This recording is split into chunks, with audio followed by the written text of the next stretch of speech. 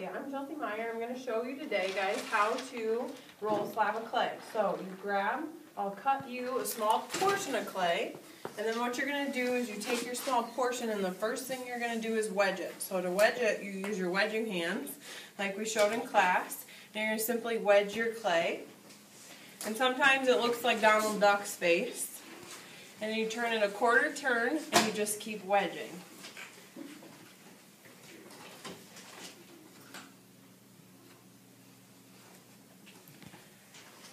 Okay, you know you're doing a good job at wedging if it creates this spiral. You might not create that spiral. That takes a while. And then what you can do is you can flatten it out before you start to roll it. Okay. Alright, we're going to take a PVC roller, and you need to find your rulers in the art room, and we're going to roll the clay in between the rulers. You guys will have plastic on your table. I'm just using newspaper. If you don't have plastic, you can always use newspaper on your table as well. The reason you have your rulers here is to help so your clay is an even thickness. So this is how you roll out a slab. It's kind of similar to rolling out cookies. So have you ever made sugar cookies around Christmas time, or maybe coming up for Valentine's Day? Yep. You can take a bowl. I'm going to show you how to take the slab and make a mold out of it. So you take a bowl or a cup or any kind of form you want to use, and you can wrap it in plastic. Once you've wrapped it in plastic, then you can lay, I've rolled out 2 slabs here, and I can now lay my slab over top of my bowl. I'm going to try to get the best coverage I can from my slab, but the slab isn't going to cover it all. So what I can do then is I can take this, and I'm going to just cut this off of here to make this a little bit nicer and even. And then I can lay my other slab right on top. Okay, if I cut these slabs at an angle together, I can slip and score them together. So now my pieces should fit right together.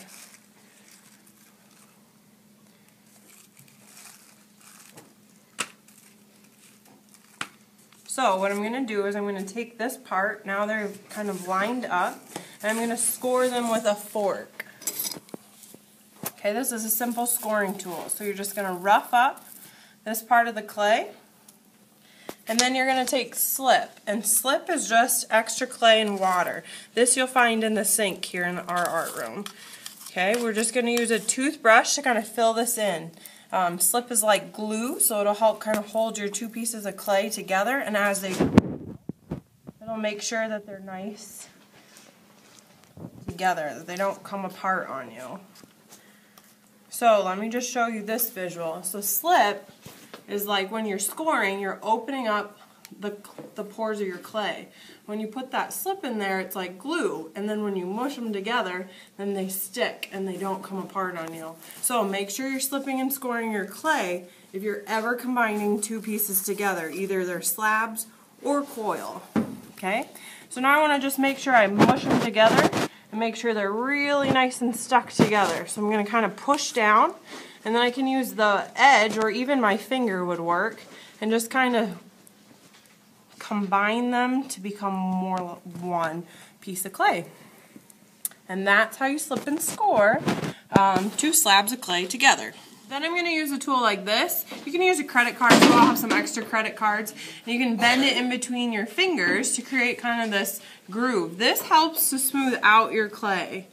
So now I can smooth out my clay, and where I roughed it up and kind of made them combine to become one, I can smooth it out so it's all nice and smooth. Okay, you'll have to do this to the inside once your clay becomes leather hard as well. But for right now, we're just going to do it to the outside because right now that's the easiest part for us to get at. Alright, so now you have your bowl form. All you're going to do is decide how you want your top to be, the top of your bowl to be. So you could just cut it and make it a round bowl form, or you can make it wavy and maybe have a handle part on one side. Okay, so then you have your bowl form. To take it off your plastic, what you can do is you can take out your plastic and take your bowl form out, and then peel out your plastic lining. Okay, if you want, you can use this tool again to smooth out the inside. This is where I slipped and scored those pieces together. Okay, once you've done that, this is still really wet. And what is wet clay?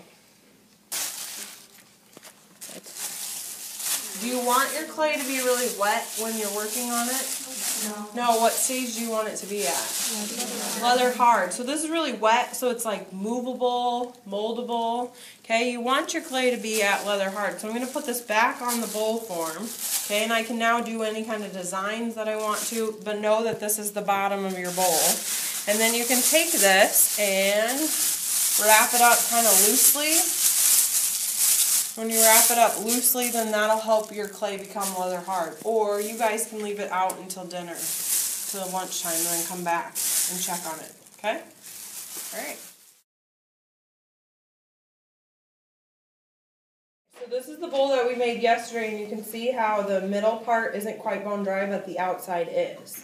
So if I put this back into our water dish, okay, so I'm just going to set this in our water dish. Doesn't quite fit, and we'll see over the course of this period how that chunk that's soaked in water will then re-dissolve and turn back into workable clay. So greenware can turn back into workable clay. Were you fired once? Yep, were you fired once. Okay, so notice the color difference. Okay, so here's the color difference. This is bone dry. This has gone into the kiln and been fired once. Okay. Okay, then I give it to you and you start glazing. Start glazing and you glaze with these colors. Then I put it in the kiln and it comes out. Notice the difference. Did we talk about this stage? Okay, so you have blue. This is blue before you put it in the kiln, and this is what it looks like when it comes out. Okay, so it's just like Christmas when I open up that kiln. It goes from this to this. So it's kind of neat to see how your glazes change. All right. Okay, I'm going to show you some decoration techniques right now. And so this is called underglaze. So underglaze goes on greenware. You can only put underglaze on greenware. So you have to do the underglaze part before it's fired. Okay? Once you fire it, then it's bisqueware. Then you can take it out of the kiln and then you would be glazing it. Okay? So you have two different options for color techniques. Okay, you have either underglaze or glaze. Okay?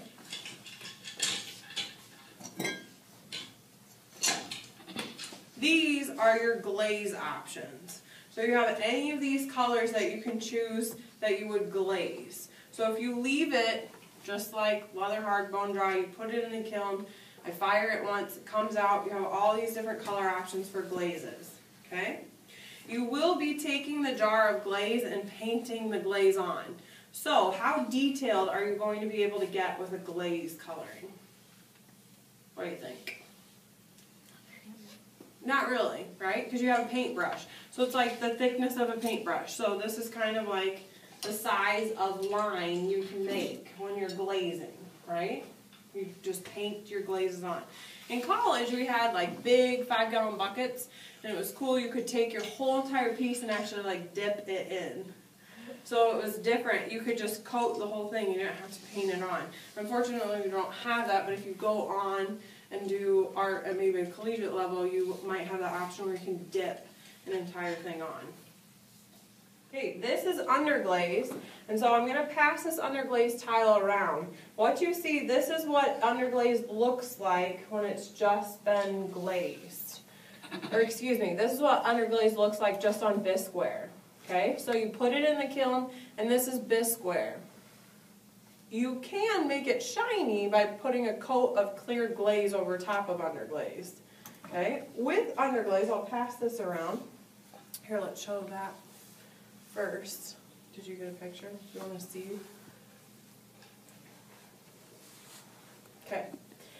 And then what you can do is you can either paint underglaze on, or you can use, these are called slip trail bottles, and so I'll show you how to use these. So this is my underglaze, and it says teal underglaze, so I'll keep my underglaze out. You can use any of these colorings at any time, whether it's, this is wet clay, or whether it's bone dry.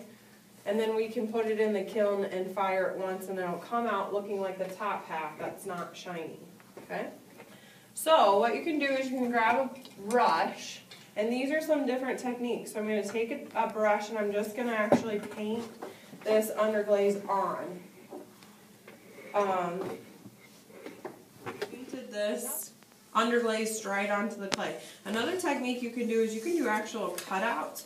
So you could do a certain design that you'd like, and you could cut it out. It's going to be easier to do when you have it as a slab form. So you've rolled out, you kind of thought through your design, and you've rolled out your clay. And now I'm doing different coloring techniques that you can't do necessarily with glazes. Okay, so glazes,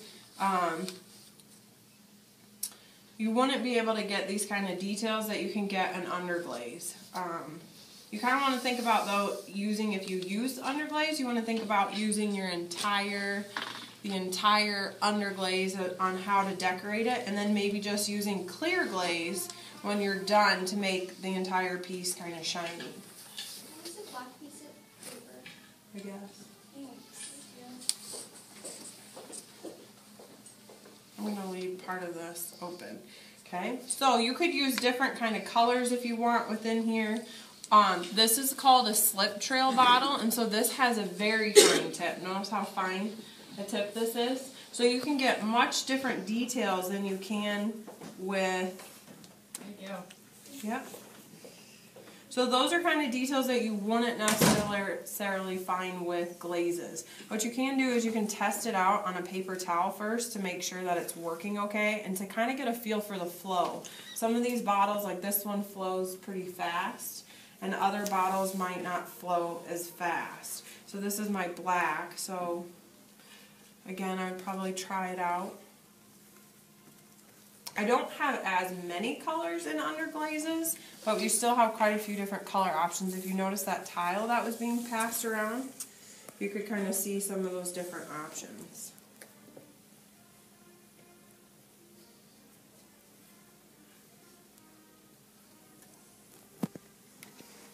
Sometimes with the underglaze, this underglaze, you want to make sure that you're not putting it into the clay.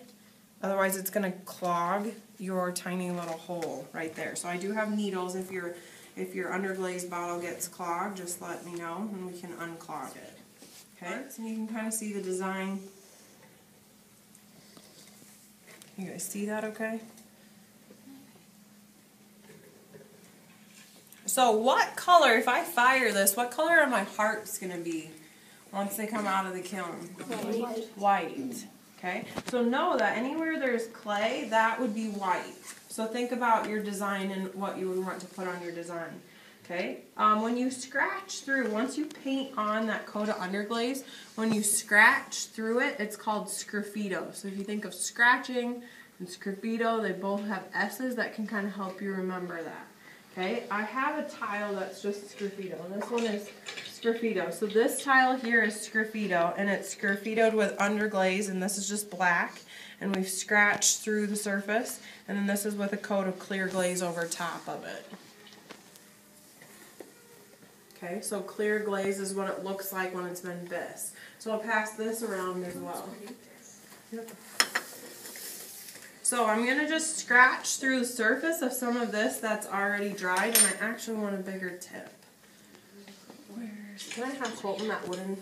Yeah, thank you. And can I have that fork too right next to you? Thanks. Alright, so what you can do is you can take your, like a design, and you can just scratch through it. So anywhere I scratch, what color is that clay going to be? White. Okay, so sgraffito is when you scratch through the clay to create the white, so you can see the white layer beneath. So you can do different designs in it. Again, you need to then wait for this to dry. The other one that we have is mishima. So mishima is when you carve in to a design.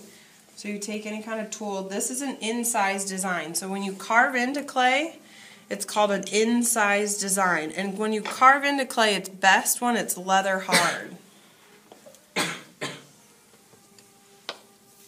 Okay, you can make it kind of smooth. And then mishima is when you then take your underglaze and you actually put a bead of underglaze right in it.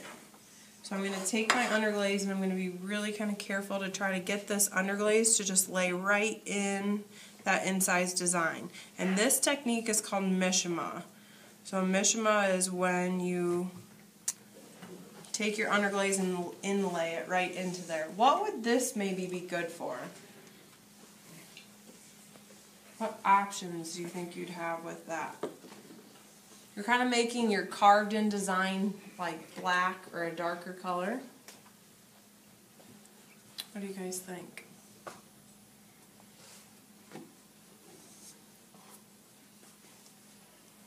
Like if you wanted to write words, a lot of you, for whatever reason, when you do your designs, a lot of middle schoolers, they'll do different designs and they have words written on it, or they had a heart, like this, even heart shaped. Like now what I could do is I could make this heart shape stand out. Yeah, it's there. So it pops out. Yeah, so it pops out. So you're carving, a lot of you will want to, instead of like glazing your words, you could just use Mishima to make them then stand out. And this is what I'm talking about with these. Okay, so Mishima again is where you can make your carved in design stand out by laying that bead of underglaze within your design. And what does the carving kind of do with the underglaze? What do you think the carved part does? How does it help it?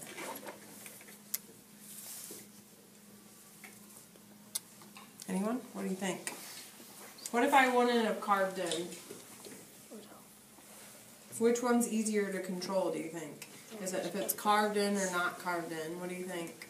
Carved in. Yeah, when it's carved in, it's a little bit easier to control the flow of the underglaze in the slip trail bottle. What is this showing? Sgraffito. Yeah, sgraffito. So sgraffito is what again? What's sgraffito? Yeah. Where you scratch the surface of it. Right. So you painted it. You painted a layer of underglaze, or maybe you used a slip trail bottle, and then you scratched through the surface of your clay body to reveal the white clay body underneath. Yep. So sgraffito, scratch. Lay the underglaze in the inside's design. What is that called?